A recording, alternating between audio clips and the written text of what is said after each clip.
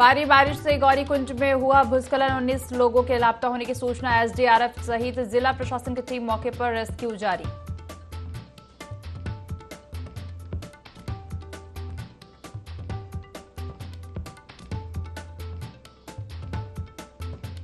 आपदा control room पहुंचे मुख्यमंत्री पुष्कर सिंह धामी। गौरीकुंड भूस्खलन का किया लिया अपडेट। अधिकारियों को त्वरित कार्रवाई करने के और अलर्ट रहने के दिए निर्देश।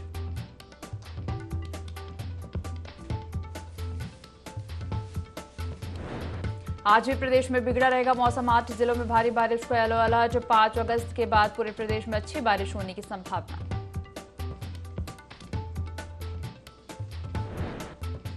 पीएम मोदी 6 अगस्त को लालकुआ रेलवे स्टेशन के विस्तारीकरण का करेंगे शिलान्यास। वर्चुअल करेंगे योजनाओं का शिलान्यास। अमृत भारत योजना के तहत होगा लालकुआ काठगोदाम रामनगर रेलवे स्टेशन का कायाकल्प।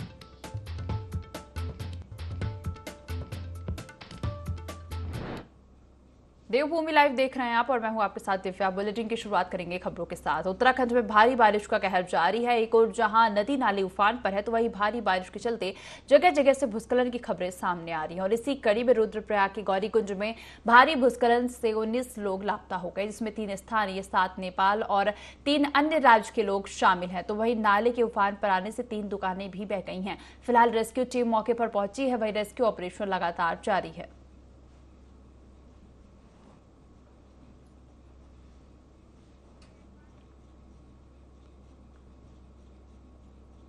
श्री केदारनाथ धाम के मुख्य पड़ाव गौरीकुंज की पुलिया पर पहाड़ी से चट्टान टूटने से 3 दुकानों के बहने से अब तक 19 व्यक्तियों के लापता होने की सूचना मिली है। लगातार पहाड़ी से पत्थर गिरने से सर्च रेस्क्यू करने में दिक्कत आ रही है। अब तक खोजबीन रेस्क्यू के दौरान 3 लोगों के शव को बरामद किया गया है, जिनकी शिनाख्त की जा रही है। अन्य लापता लोगों के रेस्क्यू और खोजबीन का कार्य जारी है।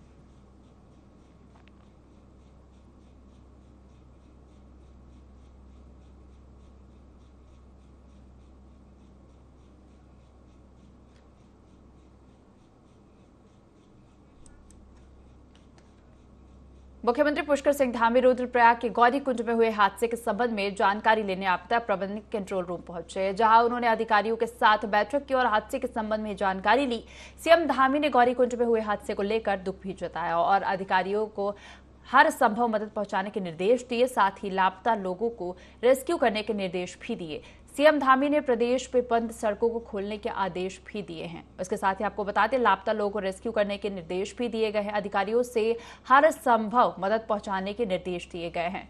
तो सीएम धामी ने गौरीकुंज में हुए हादसे को लेकर दुख जताया है और अधिकारियों को हर संभव मदद पहुंचाने के निर्देश दिए।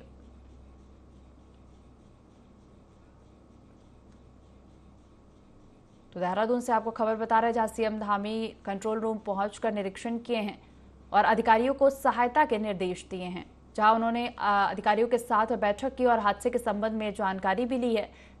सीएम धामी ने गौरीकुंज में हुए हादसे को लेकर दुख जताया और अधिकारियों से हर संभव मदद पहुंचाने के निर्देश दिए। साथ ही लापता लोगों को रेस्क्यू करने के निर्देश भी दिए हैं। सीएम धामी ने प्रदेश में बंद सड़कों को खोलने के आदेश दिए।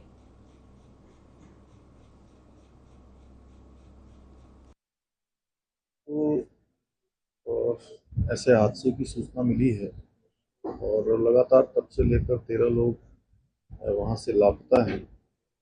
उन सभी की खोजबीन की जा रही है और जो जरूरी सहायता है वो भी की जा रही है। और जो लोग उसमें लापता बताए जा रहे हैं उस हादसे में, उनके जो नज़दीक के रिश्तेदार हैं, नातेदार हैं, उनको भी संपर्क किया जा रहा है कि जिससे वो ठीक प्रकार से उनका पता लगे।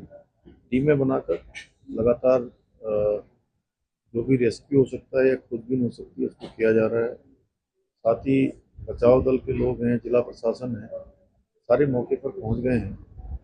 एनडीआरएफ, एसडीआरएफ भी सक्रिय है।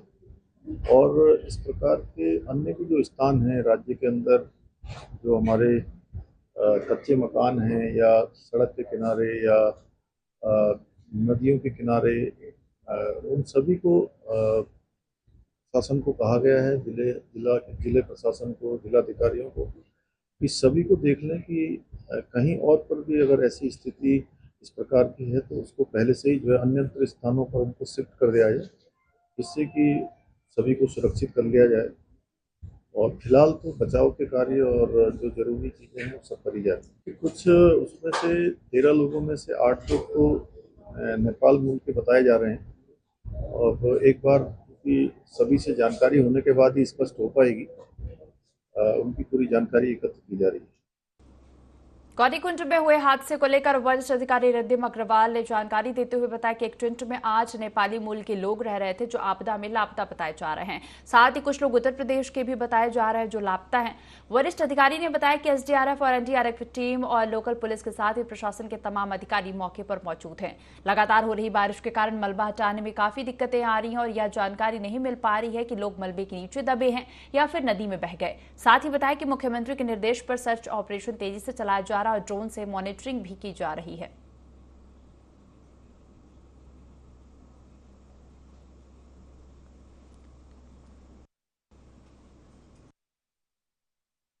रात लैंडस्लाइड हुई है। लैंडस्लाइड के कारण वहां पर जो दुकानें थी वो डैमेज हुई हैं। अभी फिलहाल जो हमें सूचना मिली है लोकल से उसके अनुसार 12 से 13 लोग मिसिंग हैं।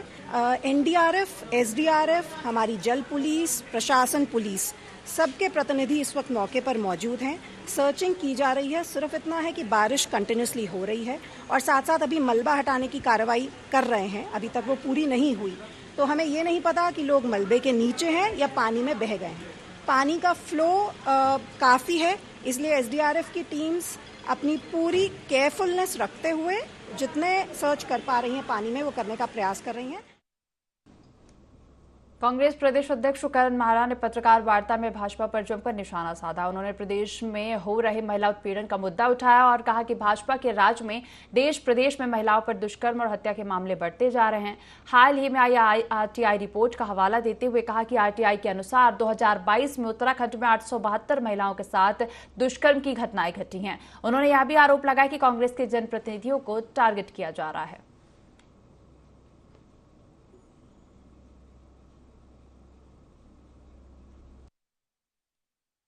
बेटी पढ़ाओ गए तो बलात्कारों की लिस्ट बता रहा हूँ। एक 24 घंटे में 3 लड़कियों का बलात्कार हो रहा है। पॉक्सो का अगर आप रिपोर्ट देखेंगे, मैं आपसे खुले उससे कह रहा हूँ, आप दंग रह जाएंगे। जो नॉर्मल रेप केसेस हैं, पॉक्सो के केसेस दुगने हैं, जो कहीं पर अभी इन्होंने रिकॉर्ड नहीं दिया। लेकिन हमारे पास जो सूचना है उसके हिसाब से पॉक्सो के जो केसेस हैं वो दुगने हैं। छोटी बेटियों के साथ, बच्चियों के संग जो बलात्कार और इस तरह की मॉलेस्टेशन की घटना हो रही है। हर बड़ी घटना को दबाने के लिए भारतीय जनता पार्टी दूसरे घटना को डिजाइन कर, आज आप देख लीजिए मणिपुर को घटना को दबाने के लिए हरियाणा की घटना को हटा दिया। आज मणिपुर की उन बेटियों की, उन बहनों की बात कोई नहीं कर रहा, चर्चा नहीं कर रहा। अब सब लोग हरियाणा की बात। तो महिला उत्पीड़न का मुद्दा उठाया गया। देहरादून में कांग्रेस प्रदेश अध्यक्ष ने बीजेपी पर निशाना साधा है।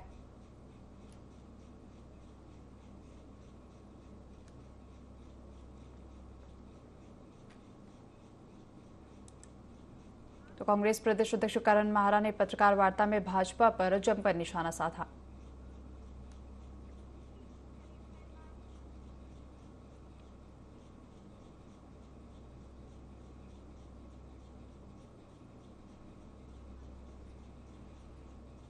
मसूरी में शहर कांग्रेस अध्यक्ष अमित गुप्ता के नेतृत्व में कांग्रेस कार्यकर्ताओं ने सरकार के खिलाफ नारेबाजी की। साथ ही पुतला दहन किया और महिलाओं के साथ हो रहे अत्याचार पर सरकार से कार्रवाई की मांग की। इस दौरान बड़ी संख्या में कांग्रेस कार्यकर्ताओं ने जमकर नारेबाजी की और भाजपा नेताओं पर आरोपियों को बचाने का आरोप भी लगाया।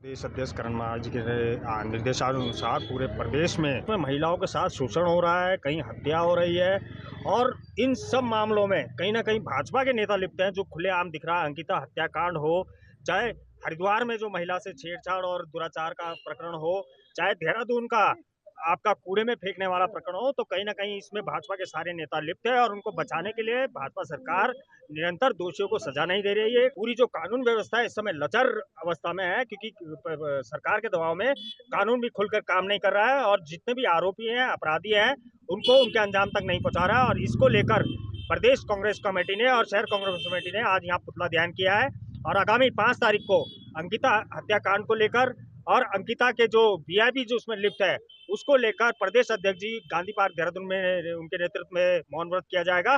जिसमें शहर कांग्रेस कमेटी भी अपना पूरा भागीदारी निभाएगी।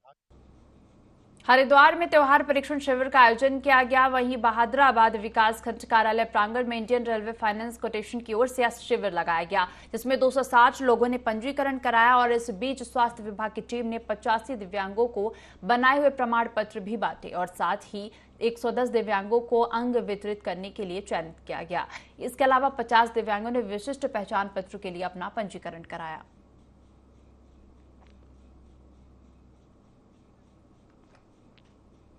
तो हरिद्वार में त्योहार परीक्षण शिविर का आयोजन किया गया। वहीं बहादुराबाद विकास खंड कार्यालय प्रांगण में इंडियन रेलवे फाइनेंस कोटेशन की ओर से यह शिविर लगाया गया, जिसमें 260 लोगों ने पंजीकरण कराया।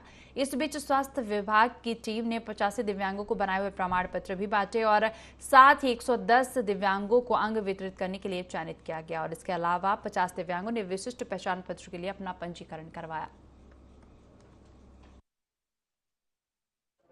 कानपुर के द्वारा जो दिव्यांग जन है हमारे जनपद हरिद्वार में, कल विकासखंड भगवानपुर में भी कैंप लगा था। विकासखंड हैदराबाद में परीक्षण शिविर लगा है। इसमें दिव्यांगों की आवश्यकता के अनुसार संबंधित टीम के द्वारा कानपुर के द्वारा उनका परीक्षण किया जाएगा। जो भी दिव्यांग के लिए उपकरण की आवश्यकता होगा उसका परीक्षण किया जा रहा है और इनका डिस्ट्रीब्यूशन कर दिया जाएगा।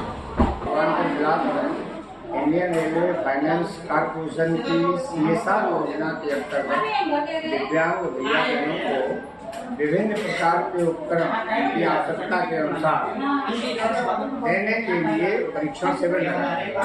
ये शिविर भारतीय कृषि निर्माण निगम एलिम्को कानपुर की ओर से लगाया जा रहा है, जो भारत सरकार की एक संस्था है। और उसी क्रम में आज आपके बहादुराबाद ब्लॉक में भी दिव्यांगजनों का परीक्षण किया जा रहा है। उनको कौन सा उपकरण, इनके लिए कौन सा उपकरण लाभदायी है, उपयोगी है, वो उपकरण उनको आज प्रिस्क्राइब किया जा रहा है परीक्षण करके, और उनको एक स्लिप इसी संबंध में जारी की जाएगी। ये कार्यक्रम इंडियन रेलवे फाइनेंस कॉर्पोरेशन की CSR योजना के तहत किया जा रहा है और इसका वितरण 1 महीने के अंतराल में कर दिया गया। रुड़की के अनेकों व्यापारियों ने प्रेस वार्ता कर निवर्तमान मेयर गौरव गोयल के आचरण पर सवाल उठाए। व्यापारियों ने कहा कि आखिर उन्होंने अपने पद से इस्तीफा क्यों दिया। अगर उनके सामने कोई परेशानी थी तो उन्होंने शहर और समाज के जिम्मेदार लोगों से राय क्यों नहीं ली। उन्होंने बताया कि उनके द्वारा निगम ठेकेदारों से 25 से 35% कमीशन की डिमांड की जाती थी और अब वे शहर के विकास की बात कर रहे हैं। मेयर शुरू से ही अपने आचरण को लेकर चर्चाओं में रहे हैं। मेयर रहते हुए गोयल ने अपना दबाव बनाने का प्रयास किया, जिसके चलते वे कर्मचारी, अधिकारी और पार्षदों से तालमेल नहीं बना पाए। वहीं लोगों ने एकजुट होकर निवर्तमान मेयर के द्वारा विधायक बत्रा पर लगाए आरोपों पर पलटवार किया है।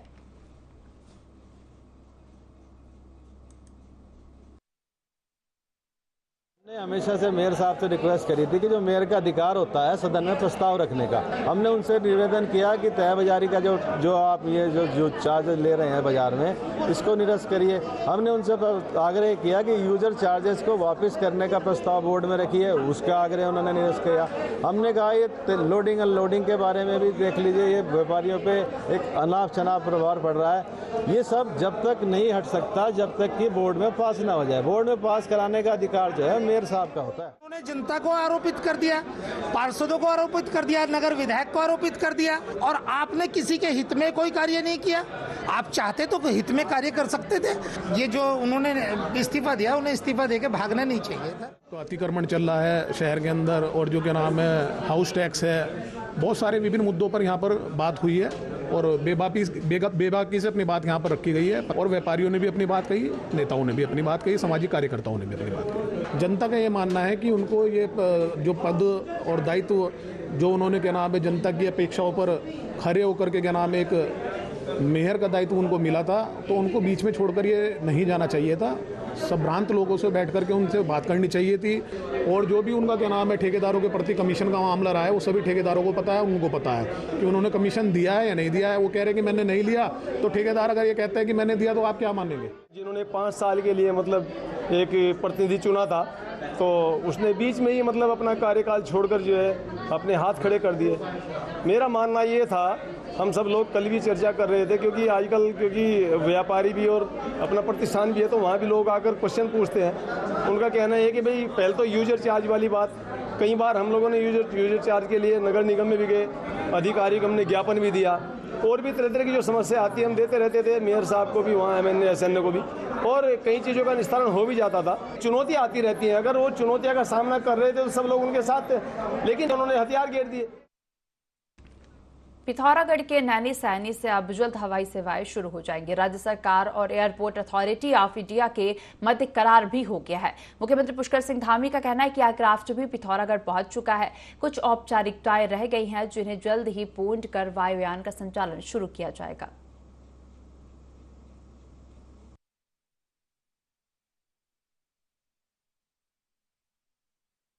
जल्दी ही जो है उसके लिए क्राफ्ट आ चुका है, कुछ औपचारिकताएं बची हैं। जैसे ही औपचारिकताएं पूरी हो जाएंगी तो पिथौरागढ़ के लिए। उत्तरकाशी वाई फ्लू के मरीजों की संख्या दिन प्रतिदिन बढ़ती जा रही है, जिस वजह से अस्पतालों में भारी भीड़ लगी हुई है।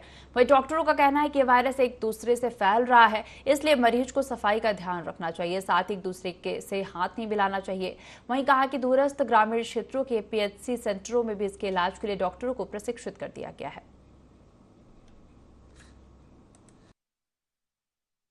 हमारे यहाँ एक तरीके से एपिडेमिक फैल गया है ये वायरल कंजंक्टिवाइटिस का। इसके लिए हम पेशेंट्स को काउंसिल कर रहे हैं पहले तो कि किस तरह इसको बचाया जाए। लोगों को बोला जा रहा है कि वो अपने लिए प्रोटेक्टिव गॉगल्स पहने, जिस गॉगल्स इसको काफ़ी हद तक इसको प्रिवेंट करते हैं, तो ऐसे एक प्रोटेक्टिव गियर लोग यूज़ करें। इधर उधर ना छुएं, एक दूसरे से हाथ मिलाने को अवॉइड करें। अपना जो तौलिया है, अपने जो पर्सनल बिलोंगिंग्स हैं, जिससे आँख के जो सिक्रीशंस होते हैं, आँख से जो पानी आ रहा है, उसके कांटेक्ट में जो भी अपने बिलोंगिंग्स आते हैं, उन सबको अवॉइड करें कि किसी और के भी वो कांटेक्ट में आए। तो प्रिवेंशन यही है कि जो सिक्रीशंस हैं हमें उसको इधर उधर फैलने से बचाना है। पिथौरागढ़ में BT पांडे जिला अस्पताल में करोड़ों की लागत से लिथोट्रिप्सी मशीन लाई गई है, जिसे पथरी का ऑपरेशन दूरबीन के माध्यम से किया जाता है, लेकिन तकनीकी खराबी की वजह से ये मशीन साल 2019 में खराब हो गई थी, जिससे मरीजों को काफी परेशानियों का सामना करना पड़ रहा है, क्योंकि मरीजों को अब ऑपरेशन करवाने के लिए हल्द्वानी बरेली के निजी अस्पताल में दौड़ लगाना पड़ता है, जिसको लेकर डॉक्टर JS नाबियाल ने बताया कि इसके बारे में सप्लायर से महाराष्ट्र मेडॉन कंपनी को कई बार चिट्ठी लिखी गई है, साथ ही महानिदेशालय को भी इसकी जानकारी दी, लेकिन कहीं से भी कोई जवाब नहीं आया है।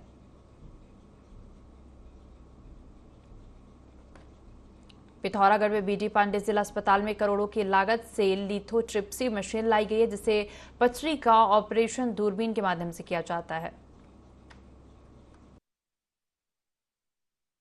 लिथोट्रिप्सी मशीन जो है ये निदेशालय से स्टोर से जो है वहाँ से भेजी गई थी यहाँ पर 2016 पे, और 2019 तक काम कर रही थी, और 2019 में कोई तकनीकी खराबी आ गई। उस संबंध में हमने संबंधित जो सप्लायर जो उसका कंपनी है, मेडियन कंपनी को महाराष्ट्र की है, उसको हमने कम से कम अभी तक 6 साल बाद चिट्ठी लिख दी है। हम उसको ठीक करवाने के लिए मतलब कोशिश कर रहे हैं, और मेडियन कंपनी के टच में है। उन्होंने कहा कि हम आएंगे, मशीन को चेक करेंगे, फिर ठीक करने का कोशिश करेंगे, लेकिन अभी तक आया नहीं है। फिर हम दोबारा उसको लिख रहे हैं, और बहुत जल्द संभावना है कि ठीक हो जाए। चंपावत के बाराकोट ब्लॉक की ग्राम सभा चाचरी में ज्ञात लोगों ने वन पंचायत की जमीन में JCB से करीब 1.5 किलोमीटर सड़क काटी। साथ ही इन लोगों ने करीब 500 से अधिक बहुमूल्य बांस, बुराज के पेड़ भी काट दिए। ग्रामीण को जब इस काम की भनक लगी, तब सभी ग्रामीण मौके पर पहुंचे, और इस घटना को लेकर ग्रामीणों में काफी ज्यादा आक्रोश है। ग्रामीणों ने प्रशासन और वन विभाग से इन अराजक तत्वों के खिलाफ कड़ी से कड़ी कार्रवाई करने की मांग की है। गांव के सरपंच जोगाराम ग्रामीणों ने बताया कि वन पंचायत की जमीन पर बिना किसी की परमिशन के अराजक तत्वों से JCB से लगभग 1.5 किलोमीटर सड़क काट दी।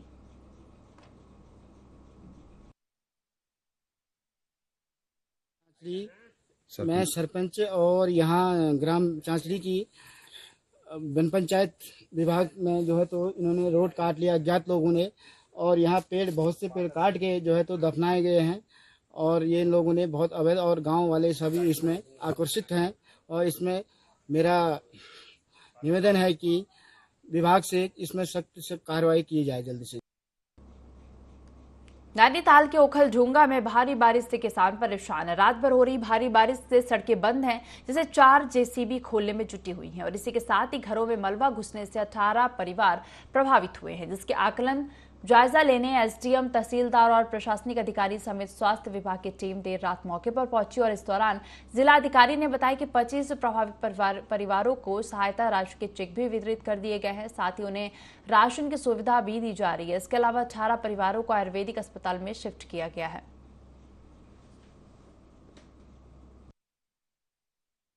क्षेत्र में कल अतिवृष्टि की वजह से कोई नाले का जो पानी है वो तटबंध तोड़कर लोगों के घरों में घुसने की सूचना हमको मॉर्निंग में प्राप्त हुई थी। उसमें ये अवगत कराया गया कि ओखलढुंगा डॉन परेवा को जो जोड़ने वाला मुख्य मार्ग है वो भी और पीएमजीएसवाई की जो आंतरिक सड़कें हैं वो पूरी तरह से वॉश आउट हुई हैं। हम लोगों ने आवश्यकता के अनुसार मशीनें मूव करी। कल शाम तक 4 जेसीबीज इन रोडों पर काम कर रही थी। बिजली आपूर्ति भी इस क्षेत्र की प्रभावित हुई थी, जो उसको कल शाम को रिस्टोर कर दिया गया था। एक गौशाला क्षतिग्रस्त होने की सूचना आई थी। कुछ घरों के आंशिक रूप से डैमेज होने की सूचना मिली थी और कुछ घरों में मलबा भरने की सूचना मिली थी। जो परिवारों के घरों में मलबा भरा है और रहने लायक स्थिति में घर नहीं है, उनको आयुर्वेदिक अस्पताल में अस्थायी रूप से शिफ्ट किया गया है। 25 फैमिलीज को जो उनके डैमेजेस थे, उनकी जो राहत राशि थी वो वितरित की जा रही है। देहरादून से हल्द्वानी जा रही परिवहन निगम की बस के अंदर अचानक आग लग गई। हालांकि बस चालक ने समझदारी दिखाते हुए बस को रोका और सभी यात्रियों को बाहर निकाला। बस चालक अवनीश कुमार ने बताया कि बस के अंदर बोनेट के पास रखे एक कपड़े ने गर्म होकर आग पकड़ लिया था। फिलहाल आग पर काबू पा लिया गया है। वहीं मौके पर पहुंची पुलिस विभाग ने सभी यात्रियों को दूसरी बस से गंतव्य की ओर रवाना किया।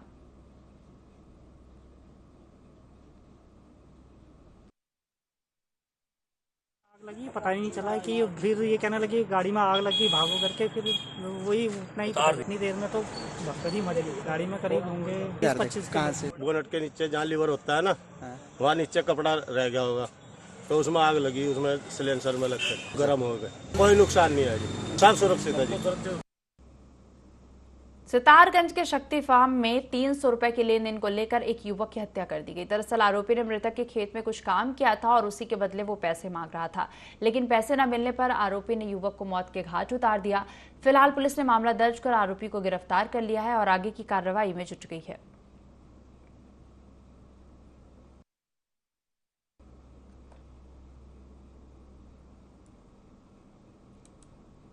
तो सितारगंज के शक्ति फार्म में 300 रुपए के लेन देन को लेकर एक युवक की हत्या कर दी गई। मिली सितारगंज थाने में फाटिक बाला करके एक व्यक्ति रहता है, शक्ति फार्म का निवासी। उसने ये बोला कि उसका भाई है अखिल बाला उर्फ भोला, वो भी शक्ति फार्म का निवासी है, जो मजदूरी का काम करता है। वो सुबह मजदूरी का काम करने गया था और शाम को नंदू सरकार करके एक व्यक्ति है, उसके साथ कुछ कहासुनी हुई और लड़ाई झगड़ा के तुरंत बाद नंदू सरकार ने फावड़ा टाइप ले जाके उसको धराधर हथियार से उससे वो वार कर दिया उसने। तो उसके वजह से वहां पर तुरंत मौके पे ही उसका देहांत हो गया करके, और बॉडी को तुरंत पोस्टमार्टम हाउस में शिफ्ट कर लिया गया। विभिन्न सामानों को जो मौके पर चश्मदीद एविडेंस होता है, एग्जिबिट्स होता है, उसको मार्क कर लिया गया, बैग एंड टैग कर लिया गया। हमने वो अक्यूज को पकड़ लिया। इस बुलेटिन में फिलहाल इतना ही। आप बने रहिए IND 24 के साथ। नमस्कार।